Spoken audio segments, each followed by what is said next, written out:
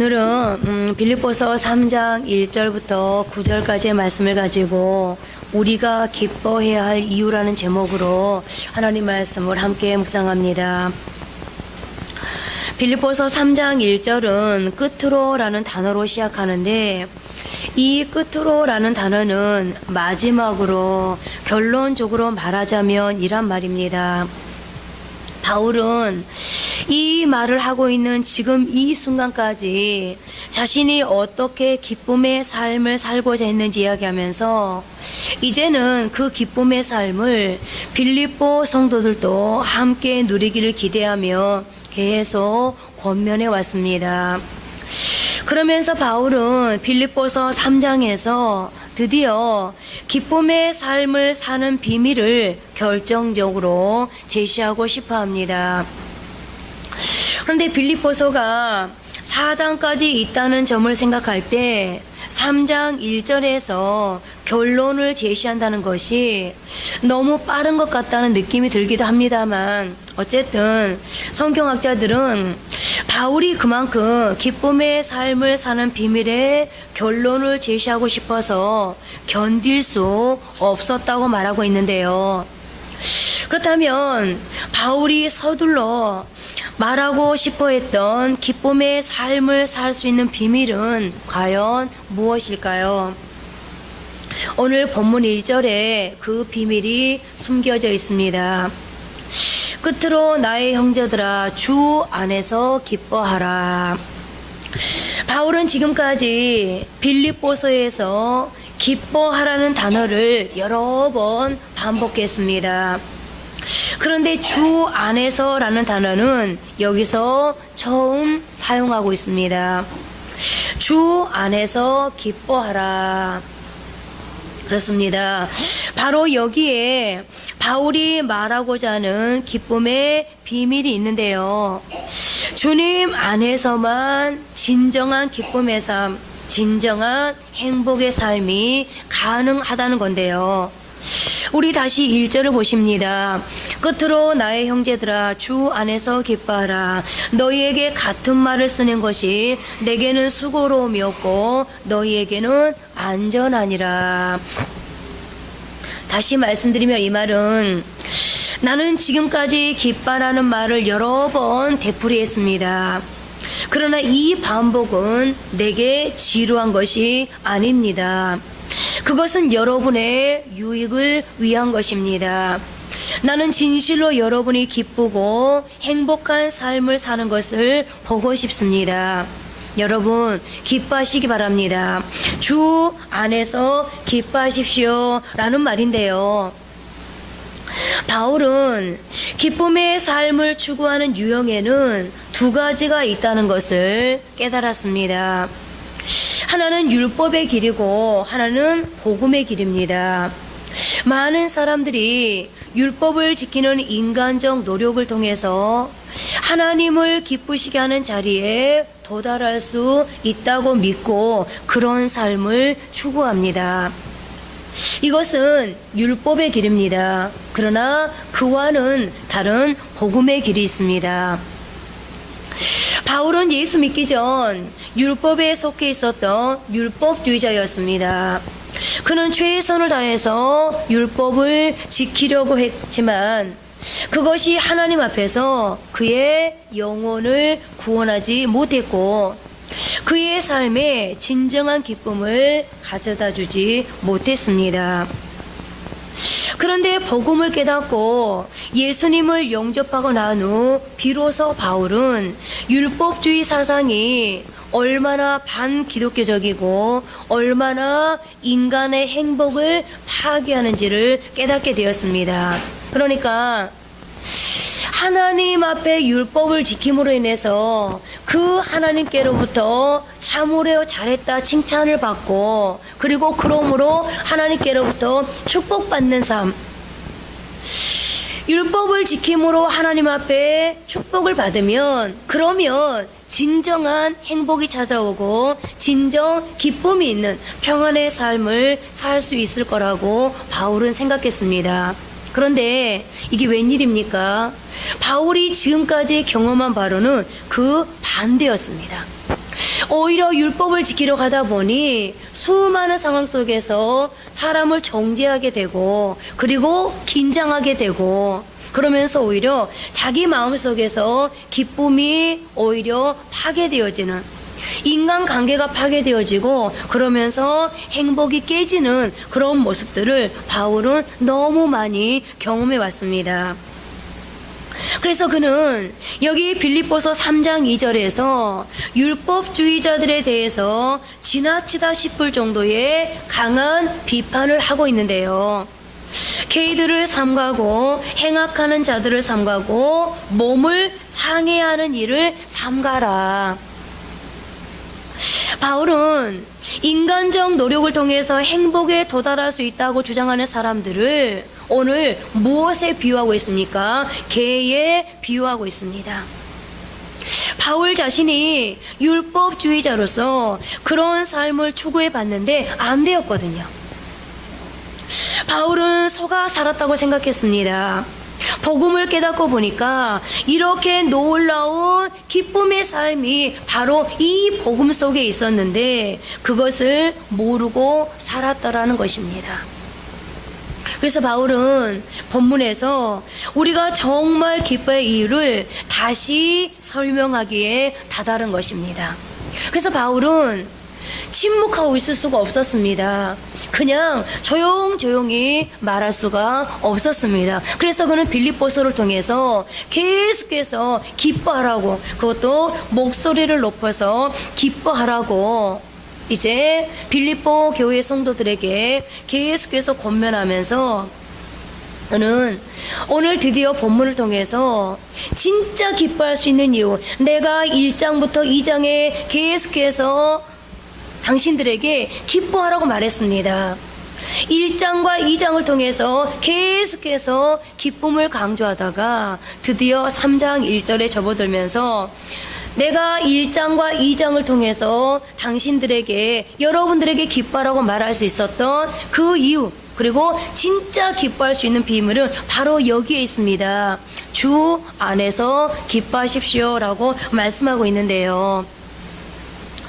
먼저 부정적인 길을 두 가지 제시하고 마지막으로 우리가 진정 기뻐할 수 있는 긍정적인 길을 오늘 바울은 우리에게 제시해 주고 있습니다. 그리고 그 첫 번째는 좋은 조건 때문에 기뻐할 수 있는 것은 아니라는 것입니다. 일반적으로 사람들은 좋은 부모 만나고 좋은 환경 만나면 행복은 결정된 것이나 마찬가지라고 생각하는 경향이 있습니다. 물론 좋은 환경에서 좋은 부모 만나는 것은 복 중에 복입니다. 부인할 수 없습니다. 이것은 마치 단거리 달리기나 수영 경주에서 스타트를 남보다 조금 더 빨리 하는 사람이 결정적으로 유리한 것과 같습니다. 그래서 달리기 할 때 보면 처음 출발하는 순간 선수들이 무척 긴장하는 것을 느낄 수 있지 않습니까? 그러나 매번 말씀드립니다만 먼저 출발한 사람이 반드시 1등으로 골이 나는 것은 아니라는 겁니다. 오히려 우리를 감동시키는 것은 늦게 출발했던 사람이 앞 사람을 따라잡고 결국 마지막 순간에 그를 제치고 역전 드라마를 연출할 때입니다. 처음 출발한 사람이 나중되기도 하고 나중에 출발했던 사람이 1등으로 들어오기도 합니다. 처음 출발했던 사람이 나중에 처지는 모습을 보는 것은 안타까운 일이 아닐 수가 없는데요. 바울은 좋은 삶의 조건에서 인생을 출발했던 사람입니다. 바울은 자신의 과거의 이력을 이렇게 회고합니다. 오늘 본문 3절 4절입니다. 하나님의 성령으로 봉사하며 그리스도 예수로 자랑하고 육체를 신뢰하지 아니하는 우리가 곧 할례파라. 그러나 나도 육체를 신뢰할 만하며 만일 누구든지 다른 이가 육체를 신뢰할 것이 있는 줄로 생각하면 나는 더욱 그러하리니 라고 말씀을 기록하고 있습니다. 인간적인 기준으로 따지면 바울 자신에게도 자랑할 수 있는 조건이 많다는 이야기인데요. 그러면 바울이 어떤 조건에서 인생을 출발했는지를 보십시오. 우선 먼저 5절을 보면 다음과 같이 시작합니다. 나는 8일 만에 할례를 받고. 할례란 하나님의 백성이 되는 언약의 표시입니다. 바울은 태어난 지 8일 만에 하나님의 백성이라는 도장을 받았던 사람입니다. 빌립보 교인들 가운데는 성년이 되어서 비로소 할례를 받고 하나님의 백성이 된 사람들이 대다수였습니다. 그런데 바울은 태어난 지 8일 만에 할례를 받고 인생을 출발한 사람이었습니다. 그리고 그 다음을 보십시오. 이스라엘 족속이요 베냐민 지파요. 바울은 이스라엘 족속입니다. 다시 말하면 아브라함과 이삭과 야곱의 직계 후손입니다. 또한 이스라엘 12지파 가운데서 가장 명문 지파인 베냐민 지파 출신입니다. 바울이 바울되기 전에 이름이 사울이었는데 이스라엘 건국 시조인 사울 왕이 바로 베냐민 지파 출신이었습니다. 그야말로 바울은 유명한 용사와 많은 무사들을 배출했던 이 귀족적인 엘리트 지파인 베냐민 지파 출신이었고, 그러므로 그는 이런 당당한 문벌을 가지고 인생을 출발한 사람이었습니다. 그야말로 출발부터 다른 인생이었던 겁니다. 뿐만 아니라 바울은 오늘 본문 5절 중반절에서 히브리인 중에 히브리인이요 라고 밝히고 있는 것처럼 그는 순수한 히브리 혈통을 가지고 태어났고, 그러므로 그는 어려서부터 헬라어를 말할 수 있었을 뿐만 아니라 히브리 사람이 사용하는 아람어도 능통하게 구사하면서 자랐습니다.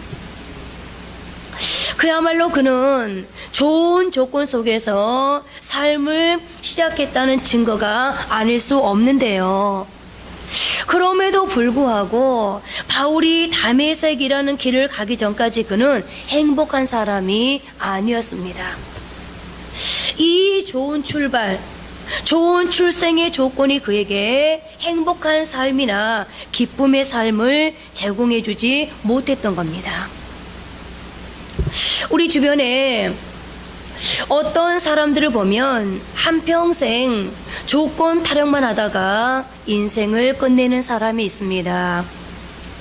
내가 부모만 조금 잘 만났더라면, 혹은 내가 조금 더 나은 환경에서만 태어났어도 어떻게 한번 해보는 건데 하면서 평생 조건 탓만 하다가 죽음을 맞습니다. 그러나 열악한 환경에서 태어나는 사람들이 반드시 인생에서 실패자가 된 것은 아닙니다. 오히려 이런 환경에서 역전의 스릴과 감동을 연출하는 인생의 사례들이 우리 주변에 얼마든지 있습니다. 굳이 우리 주변이 아니더라도 성경에서도 얼마든지 그런 사례들을 찾을 수 있는데요. 우리는 요셉이 어떤 상황 속에서 성공의 가도를 달릴 수 있었는지, 그리고 다윗이, 다니엘이, 느헤미야가, 에스더가 어떻게 그들이 결국 성공으로 인생의 결론을 맺을 수 있었는지 너무 잘 알고 있습니다. 그렇습니다. 좋은 환경이 행복을 보장하는 것은 아닙니다. 그렇다고 열악한 환경이 우리에게 기쁨과 행복을 안겨주는 것도 아닙니다. 그러나 만일 열악한 환경 가운데 인생을 출발했다면 그것 때문에 내가 불행하다는 식의 생각을 버리십시오. 절대적으로 불리한 삶의 조건에도 불구하고 나는 여전히 기쁨과 행복의 삶을 소유할 수 있다는 사실을 적어도 예수 믿는 우리는 믿을 수 있어야 합니다. 왜냐하면 우리의 행복과 기쁨은 반드시 우리의 출생의 조건에서 좌우되는 것은 아니기 때문입니다.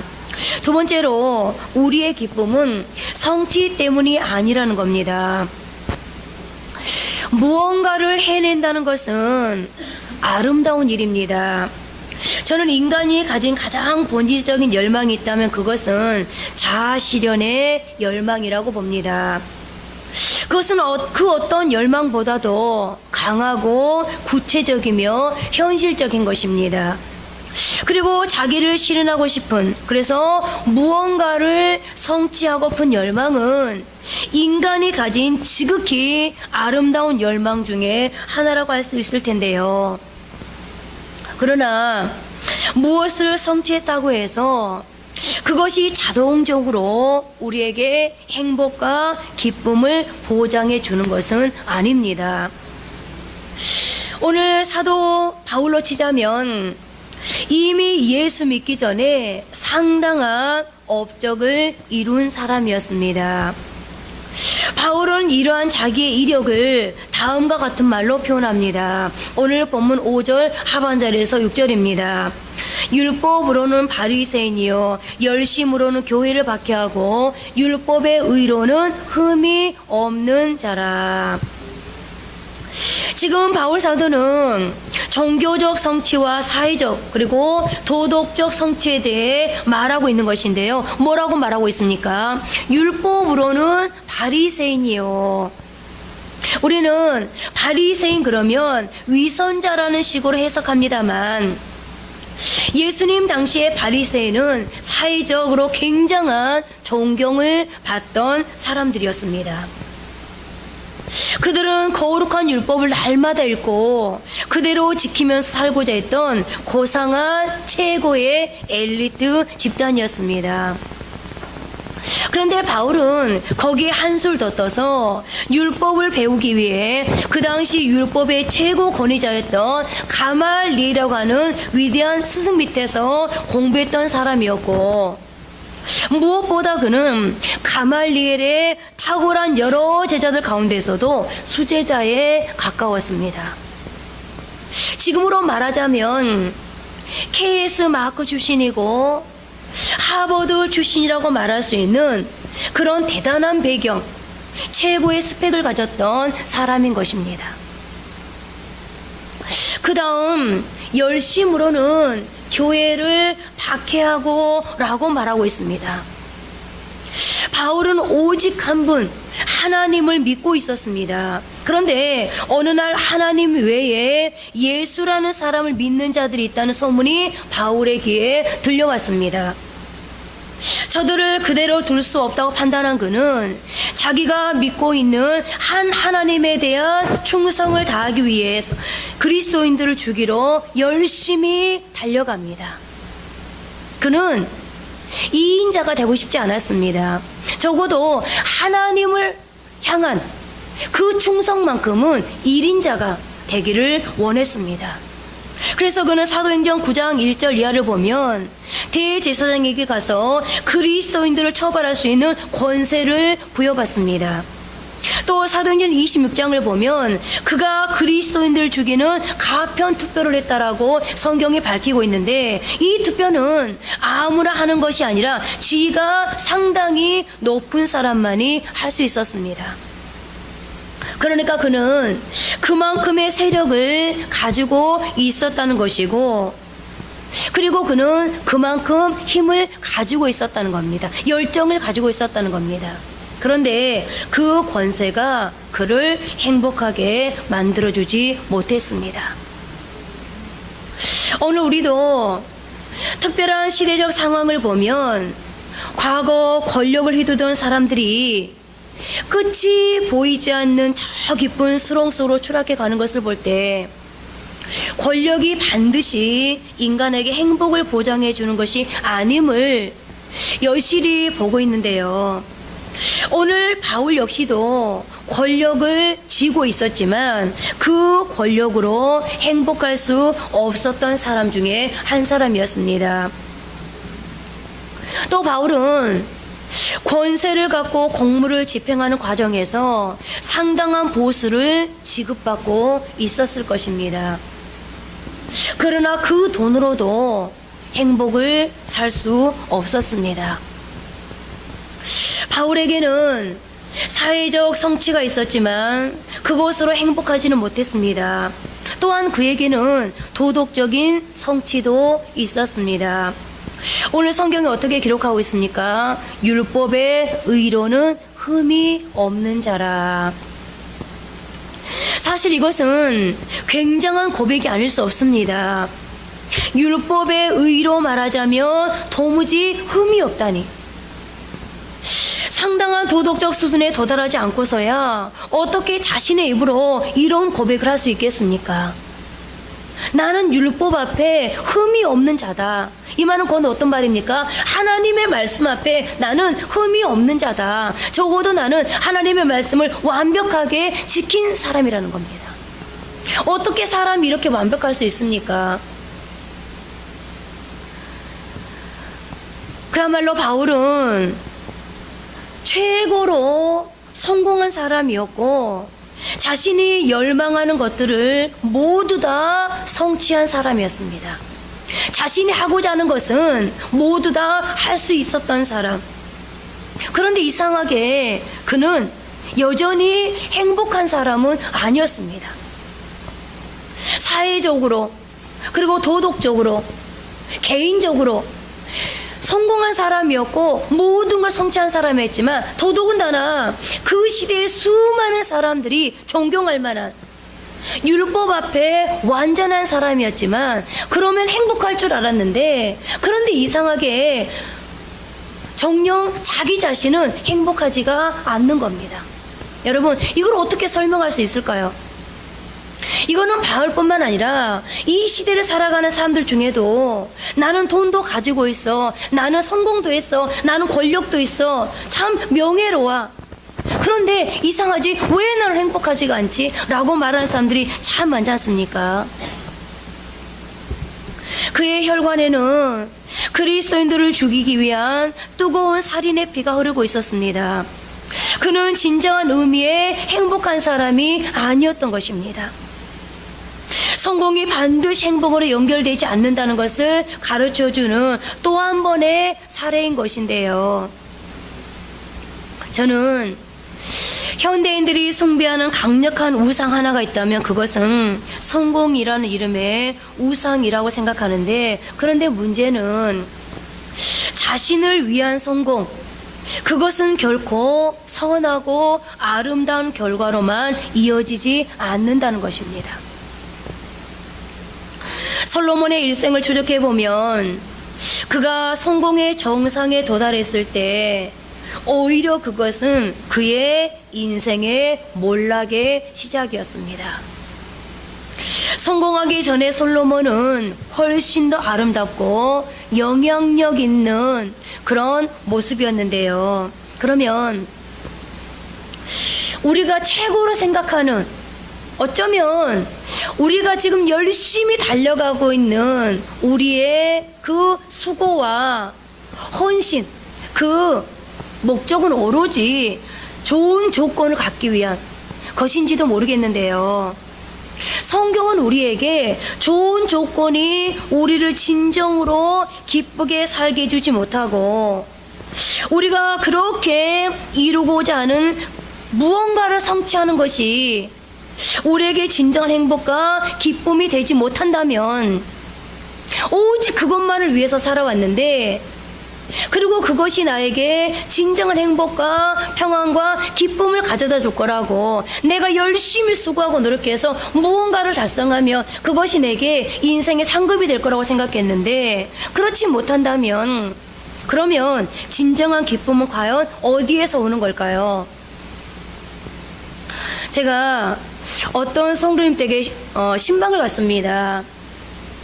그런데 제가 그 댁에 신방을 갔다는 것은 무언가 편치 않은 일이 있다는 거거든요.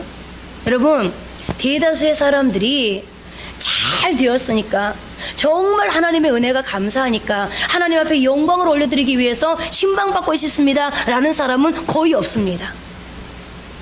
어떤 문제가 있을 때 이 문제를 과연 어떻게 해결해 나갈 것인가, 하나님이 좀 도와주십시오, 하나님이 이 문제를 좀 해결해 주십시오 라고 할 때 대다수 사람들이 신방을 받습니다.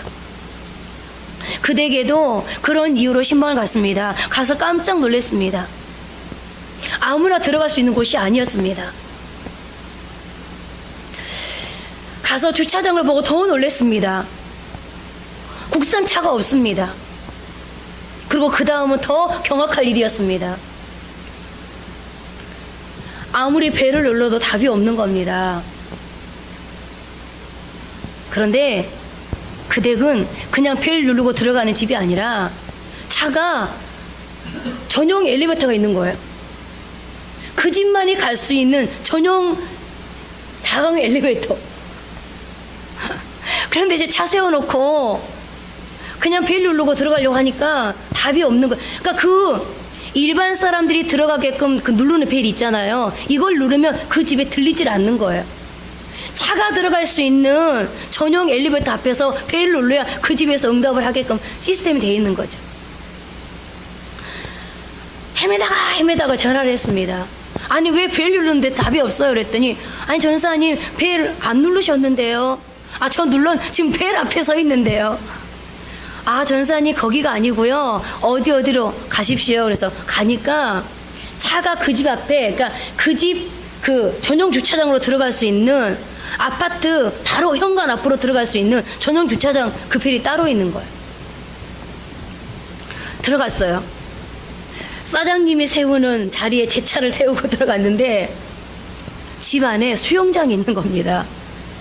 깜짝 놀랐어요. 집 안에 수영장이라니.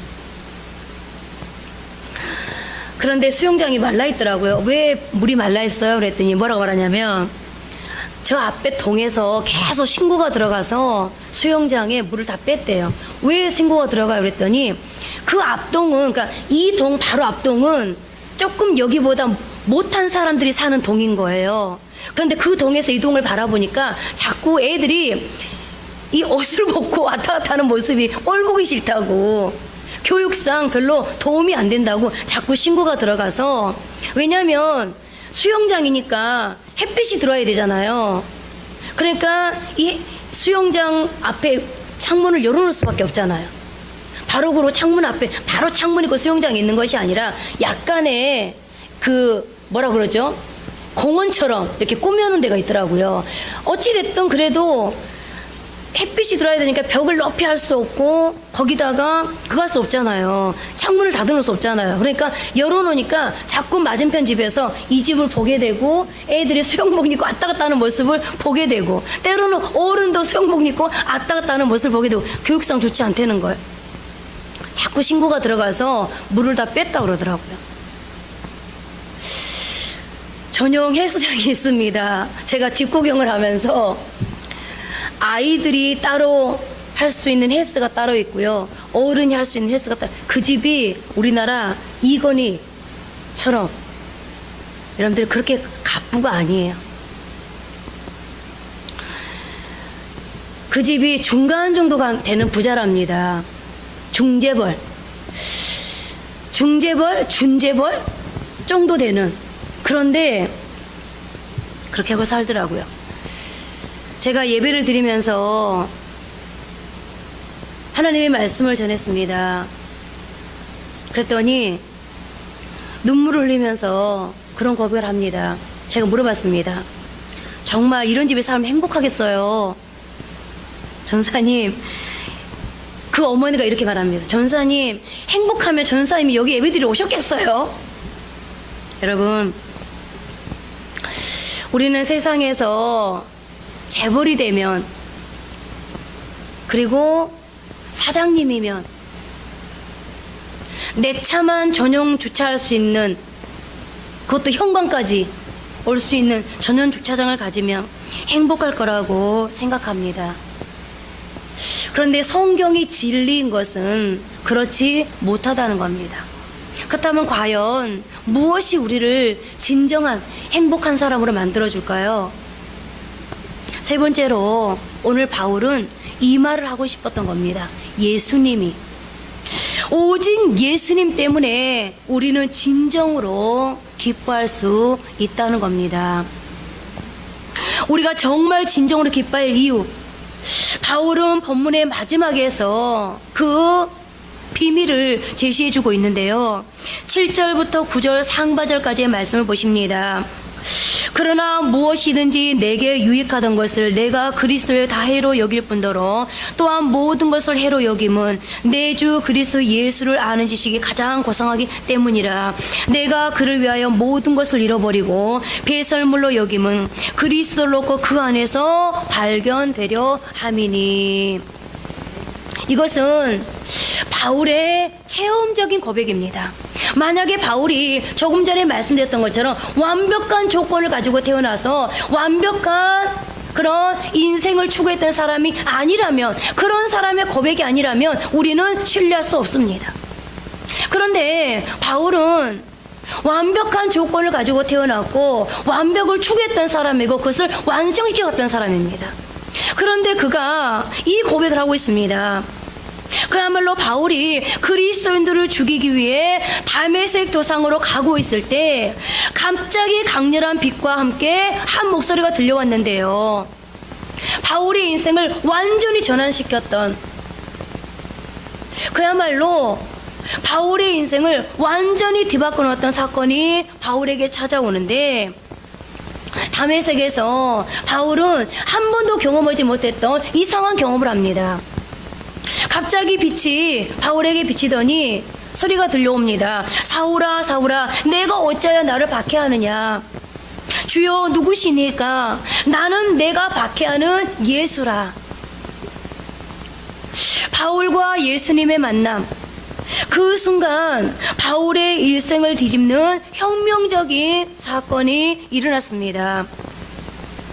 그를 사로잡아 그를 용서하시고 용납하시며 그에게 새로운 삶의 가능성을 열어주신 그분을 향해 바울이 엎드려 주님이라고 고백하는 순간 지금까지 그가 붙들고 있던 모든 가치관이 송두리째 무너져 내리게 됩니다.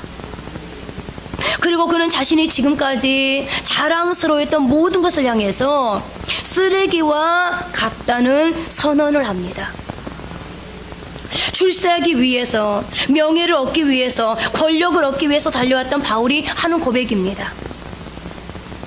내가 이룩했던 모든 업적에도 불구하고 만약 그것이 그리스도를 얻는 일에 방해가 된다면, 내가 그리스도 안에서 더욱 하나님이 기뻐하시는 사람으로 발견되고 성숙하는 과정에 방해가 된다면 나는 이 모든 것을 차라리 해처럼 여길 것이며 배설물로 여길 것이다.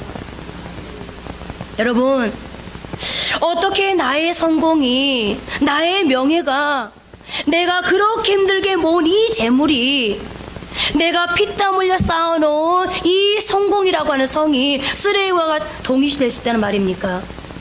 여러분들 이게 이해가 됩니까? 그러나 여러분, 오해하시면 안 됩니다.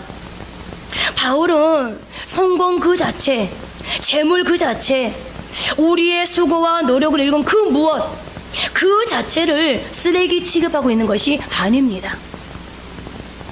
바울이 말하고자 하는 것은 인간의 성공과 재물이, 명예와 권력이 그에게 진정한 기쁨과 행복을 가져다 주지는 못하다라는 겁니다. 여러분, 만약에 인생의 성공과 재력, 명예와 권력이 인생의 행복의 조건 그 자체라면 솔로몬이 왜 자신의 인생의 노년에, 그것도 인생이라는 것이 무엇인지를,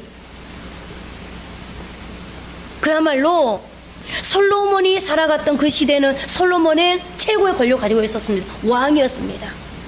솔로몬의 재력이라는 것은 금을 우습게 여길 정도로 그렇게 큰 재력을 가진 사람이었습니다. 솔로몬은 지혜의 왕이었습니다. 솔로몬에게는 1000명의 아내가 있었습니다. 세상에서 누릴 만한 거 다 누려본 그런 인생이 무엇인가를 그야말로 심도 있게 터득한 솔로몬이 인생을 향하여서 뭐라고 말하고 있습니까? 헛되고더니 헛되고 헛되도다 라고 오죽하면 그런 한탄을 했겠습니까?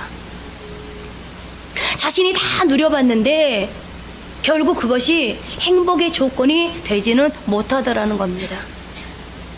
바울은 경험할 수 있었던 겁니다. 바울이 예수님 앞에 쓰러지는 순간 그분은 그의 죄를 용서하셨습니다. 뿐만 아니라 하나님은 그를 향해서 의롭다고 선언해 주셨습니다.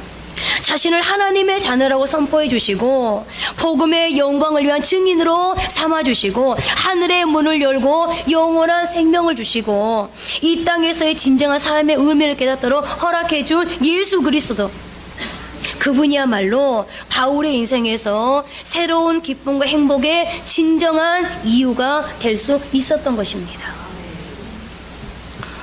유감스러운 것은 오늘을 살고 있는 많은 사람들이, 아니 심지어는 예수 믿는 사람들까지도 예수님 속에서 하나님 안에서 기쁨을 발견하기보다는 바울이 쓰레기처럼 버렸던 것들을 의지하고 있다는 사실입니다.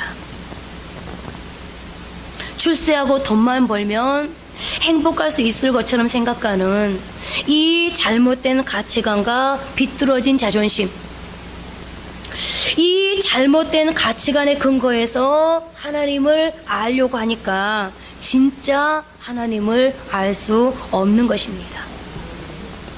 그렇습니다. 예수 믿는 일에 가장 커다란 방해가 되는 것은 나 자신입니다. 내가 붙들고 있는 나만이 최고라고 하는 자신의 자존심, 왜곡된 가치관, 세상을 기준으로 하고 있는 나의 성공관이 우리의 신앙생활에 얼마나 큰 장애가 되는지 모릅니다. 바울은 한순간 자신이 그동안 붙들어왔던 모든 것이 허상에 불과하다는 사실을 깨달았습니다. 그래서 그는 자신의 경험 앞에 말할 수 있었습니다. 나는 이제 이 모든 것을 쓰레기처럼 여길 수 있다. 그리스도 안에서 발견된 새로운 삶을 위해서 나는 이 모든 것을 포기한다. 왜냐하면 이제는 그리스도 예수 그분을 아는 지식이 가장 고상하기 때문이다. 1931년 미국의 보험회사에서 세일즈맨으로 일하고 있던 한 사람이 MBC의 라디오 공개 방송에서 노래를 할 수 있는 기회를 얻게 되었습니다. 노래가 끝나자 장내는 조용해졌습니다. 잠시 후 사람들이 그에게 끝없는 박수갈채를 보냈습니다. 그가 들려준 저음의 바리톤이 전 미국 국민을 매료시켜 놓았던 것입니다. 그는 갑자기 유명 스타가 되었습니다. 방송 계약 제의가 들어오고 출세와 돈이 보장된 스타의 길이 열렸습니다. 그럼에도 불구하고 이 사람의 마음에 갑자기 두려움이 밀려듭니다. 그는 머리를 숙여 조용히 기도합니다. 같은 시간에 그의 어머니 역시 그를 위해 기도합니다. 아들의 출세길이 눈에 보였지만 기도하는 어머니 마음에는 기쁨이 없었습니다. 그의 어머니는 사랑하는 아들이 앉는 책상 위에 조그마한 쪽지 하나를 조용히 갖다 놓았습니다. 아들이 보니까 그것은 어머니가 자주 애성하던 밀러라는 부인이 쓴 성시였습니다. 그 성시의 가사를 읽다가 갑자기 이 청년은 뜨거운 눈물을 흘리기 시작합니다. 마음속에서 멜로디가 솟아오릅니다. 그는 펜을 꺼내서 작곡을 합니다. 주 예수보다 더 귀한 것은 없네. 이 세상 부귀와 바꿀 수 없네. 영죽을 내 대신 돌아가신 그 놀라운 사랑 잊지 못해. 세상 즐거움 다 버리고 세상 자랑 다 버렸네. 주 예수보다 더 귀한 것은 없네. 예수밖에는 없네. 빌리 그레엄 목사님과 평생을 동역하신 조지 베브리 세아라는 복음성가 가수의 간증입니다. 언젠가 네덜란드 암스테르담에서 전 세계 모든 전도자들이 모였을 때 이분이 특별 찬양을 했다고 합니다. 장내에 운집한 수많은 사람들이 일어나서 이분에게 끝없는 박수 갈채를 보내고 있었습니다. 박수를 다 받은 후에 이분이 남긴 한마디는 장례를 오랫동안 수경케 했다고 합니다. 감사합니다. 그러나 여러분이 주신 박수 갈채와 그리스도를 바꾸지는 않겠습니다. 또한 가사는 이렇게 기록합니다. 주 예수보다 더 귀한 것은 없네. 이 세상 명예와 바꿀 수 없네. 이전에 즐기던 세상 일도 주 사랑하는 맘 뺏지 못해. 세상 즐거움 다 버리고 세상 자랑 다 버렸네. 주 예수보다 더 귀한 것은 없네. 예수밖에는 없네. 그렇습니다. 만약 세상의 어떤 조건이 그리고 스펙이 우리를 행복하게 하고 기쁨의 삶으로 인도하는 척도였다면 신앙의 선배들이 자신의 백성들 앞에서 자식 앞에서 제자에게 오직 여호와만을 섬기라고 오직 그만 바라보고 그에게 인생을 맡기라고 가르치고 유언하지는 않았을 것입니다. 그들도 인생을 살 만큼 살고 가는 이들이었기에 얼마든지 자신이 살아온 세상 성공의 노하우를 그것도 뼈를 깎는 고통의 세월을 통해 삶으로 배웠던 몸으로 습득했던 자신들만의 성공의 노하우를 백성들에게 자식들에게 제자에게 친구에게 남기고 싶어 하지 않았겠습니까? 그러나 그들은 알았습니다. 우리의 삶을 진정으로 행복하게 하고 평안한 삶으로 인도하는 것이 무엇인가를 그 답은 오직 여호와 하나님 오직 예수님 뿐이었던 겁니다. 이제 말씀을 맺겠습니다. 지금까지의 삶을 돌이켜보면 하나님께서는 우리에게 감사할 수 있는 수많은 조건을 주셨습니다. 이렇게 마음 다해 예배할 수 있는 예배당을 주셨고 귀한 자녀들을 주셨고 사랑하는 남편과 사랑하는 아내를 주셨으며 가정을 지켜주셨고 직업을 주셨고 사업을 주셨습니다. 그러나 이런 정도의 감사가 우리가 할 수 있는 전부라면 불신자도 얼마든지 할 수 있는 것입니다. 그리고 이런 것들이 우리 행복과 기쁨의 전부라면 우리는 굳이 하나님을 예수님을 필요로 할 이유가 없습니다. 인간적인 수고와 능력으로도 이룰 수 있는 것을 우리는 너무너무 잘 알고 있습니다. 그러나 우리가 알고 있는 또 한 가지가 있습니다. 내가 성공했다고, 내가 이만큼의 재물을 모았다고, 내가 이만큼 권력을 얻었다고, 정말 명예로운 자리에 왔다고, 그것이 다가 아니라는 것을 말입니다. 그리고 돈이 있다고, 내가 권력을 가지고 있다고, 내가 지금 성공했다고, 그럼에도 불구하고 할 수 없는 것이 나의 한계가 분명히 있을 수 있다는 것을 우리는 너무 잘 알고 있습니다. 여러분, 우리가 그리스도인으로 기뻐할 수 있는 이유가, 유일한 이유가 예수님 때문이라면 그 예수님은 어떤 분이십니까? 우리가 믿는 예수님은 창조주가 되십니다. 그분께 나의 모든 것을 맡기면 그분은 나를 책임져 줄 수 있는 능력을 가지고 계십니다. 그래서 다윗은 말합니다. 시편 30편 4절 5절 6절에서 또 여호와를 기뻐하라. 그가 내 마음의 소원을 내게 이루어 주시리로다. 내 길을 여호와께 맡기라. 그를 의지하면 그가 이루시고 내 의를 빛같이 나타내시며 내 공의를 정오의 빛같이 하시리로다. 하나님을 기뻐하고 하나님께 맡긴 사람은 그 사람의 성공은, 그 사람의 재력은, 그 사람의 권력과 명예는 그 사람에게 그 사람의 행복과 기쁨과 상관성이 없는 것이 아니라 하나님을 오직 기뻐하고 하나님을 믿고 신뢰하고 그분에게 모든 걸 맡겨드린 그 사람의 행복은, 그 사람의 권력은, 그 사람의 재력은, 그 사람의 명예는, 그 사람의 성취는 곧 행복과 기쁨과 바로 연결될 것이라고 우리에게 말하고 있는 겁니다. 여러분, 이사야 9장 6절 이렇게 말씀합니다.